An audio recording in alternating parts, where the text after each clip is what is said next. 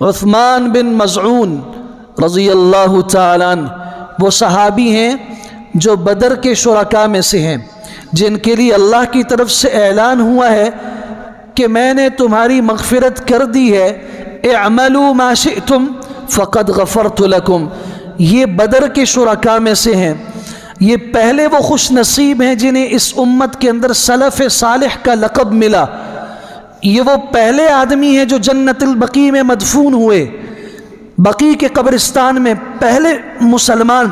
ہجرت کے بعد دفن ہونے والوں میں سے پہلے صحابی ہیں، عابد ہیں، زاہد ہیں، اور انہی 3 صحابہ میں سے ہیں جنہوں نے آپس میں مشورہ کیا تھا کہ رسول اللہ صلی اللہ علیہ وسلم مبارک ہستی ہیں، آپ تو گناہوں سے پاک ہیں، اللہ نے تو آپ کے لیے